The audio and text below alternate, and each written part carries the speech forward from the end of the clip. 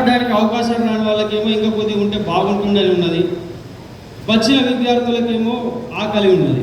ఈ వీటన్నిటి మధ్య మనం మాట్లాడాల్సింది ఎక్కువసేపు ఎవరు మాట్లాడరు, తక్కువసేపే మాట్లాడతాం.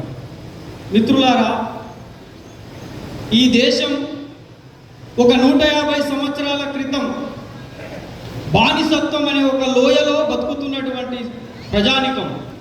ఆ ప్రజలకు తిండి లేదు, ఆ ప్రజలకు వస్త్రాలు లేవు, ఆ ప్రజలు చదువుకోవడానికి పాఠశాలలు లేవు, ఉన్న పాఠశాలలకు వెళ్తే వాళ్ళను రానివ్వరు, వారికి విద్యను దూరం చేశారు, వారిని అజ్ఞానంలోకి నెట్టారు, వారిని అంధకారంలోకి నెట్టారు, వారి జీవితం ఒక అవమానభరితమైపోయింది.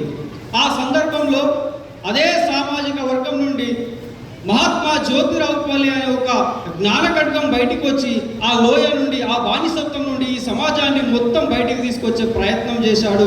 అప్పుడు పుట్టినటువంటి ఆలోచన రిజర్వేషన్ అనే ఒక అంశం.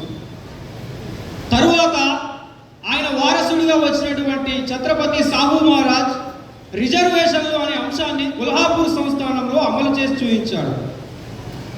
తరువాత వచ్చినటువంటి బాబాసాహెబ్ అంబేద్కర్ రిజర్వేషన్లను భారత రాజ్యాంగంలో చట్టం చేసి ఈరోజు మనకందరికీ రిజర్వేషన్లు కల్పిస్తే ఆ రిజర్వేషన్ల ద్వారా మనం ఉద్యోగాలు పొందుతున్నాం, విద్యా సంస్థల్లో సీట్లను పొందుతున్నాం.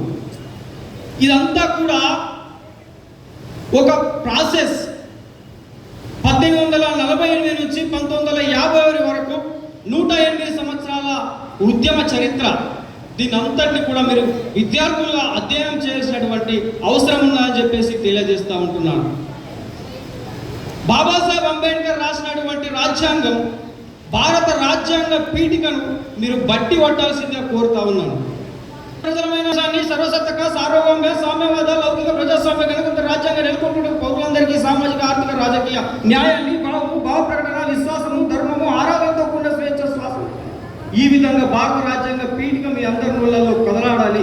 ఎందుకంటే భారత రాజ్యాంగ పీఠిక భారత రాజ్యాంగం యొక్క ముఖము, భారత రాజ్యాంగం యొక్క అర్థము, భారత రాజ్యాంగంలో ఏమి రాసి ఉందో ముందుగా తెలియజేసే భారత రాజ్యాంగ పీఠిక. కాబట్టి ప్రియమైన విద్యార్థులారా, ప్రియమైన యువకులారా, మీరు భారత రాజ్యాంగాన్ని అర్థం చేసుకోవాలంటే, బాబాసాహెబ్ అంబేద్కర్ యొక్క జ్ఞానాన్ని అర్థం చేసుకోవాలంటే, భారతదేశ సామాజిక విప్లవ పునాదుల్ని అర్థం చేసుకోవాలంటే భారత రాజ్యాంగ పీఠికను మొదటగా చదవండి, భారత రాజ్యాంగాన్ని చదవండి, మహనీయుల జీవన విధానాన్ని చదవండి, మహనీయుల పోరాట విధానాన్ని తెలుసుకోండి.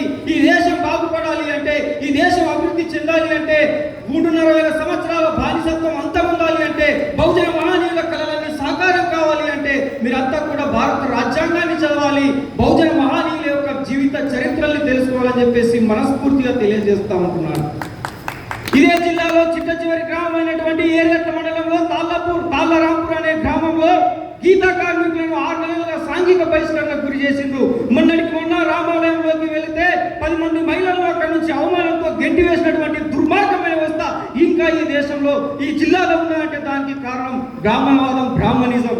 ఈ బ్రాహ్మణవాదం పైన, బ్రాహ్మణిజం పైన మనమంతా కూడా పోరాటం చేయాల్సినటువంటి అవసరం ఉందని చెప్పేసి ఈ వేదిక ద్వారా పిలుపునిస్తా ఉంటున్నాం. మిత్రులారా, ఇక్కడ వచ్చినటువంటి నాయకులకు, అధికారులకు, ప్రభుత్వ అధికారులకు ఒక ప్రత్యేకమైనటువంటి విజ్ఞప్తి ఏమిటి అంటే, దేశంలో ఎక్కడ లేనటువంటి దౌర్జన్యమైనటువంటి దుర్మార్గమైనటువంటి ఒక వ్యవస్థ వీడీసీ వ్యవస్థ. ఇది ముఖ్యంగా ఆర్మూర్ డివిజన్లో అమలవుతా ఉంది. ఈ ఆర్మూర్ డివిజన్లో వీడీసీలు, అగ్రకులాలు వాళ్ళు ఒక ప్రత్యేక ప్రభుత్వాన్ని ఏర్పాటు చేసుకొని మిగతా ఎస్సీ ఎస్టీ బీసీ కులాలన్నింటినీ కూడా అణిచివేస్తూ అన్యాయంగా అవమానిస్తూ ఉన్నారు. కాబట్టి రాబోయే రోజుల్లో ప్రభుత్వ యంత్రాంగం అంతా కూడా మీరు దయచేసి, ఇది ఒక తాళ్ళరాంపూర్ సమస్యనే కాదు, ఇంతకుముందు వీడీసీలలో జరిగిన అన్యాయాన్ని చాలా గ్రామాలలో మా నాయకులు వివరించారు. కాబట్టి రాబోయే రోజులలో ఏ ఒక్క గ్రామంలో కూడా, ఏ ఒక్క వీడీసీ కూడా బ్రతికి ఉండడానికి వీల్లేదని చెప్పేసి వేదికగా తెలియజేస్తా ఉన్నా. కాబట్టి మీరు ఖచ్చితంగా దానికి ఒక చట్టాన్ని, ఒక జీవో రూపొందించి వెంటనే వీడీసీలను రద్దు చేయాలని చెప్పేసి తెలియజేస్తూ ఈ అవకాశం ఇచ్చినటువంటి మీ అందరికీ ధన్యవాదాలు. జై భీమ్, జై మూల్యవాసి. ధన్యవాదాలు మిత్రమా. దాదాపు ఇక్కడ ఇచ్చిన పేరు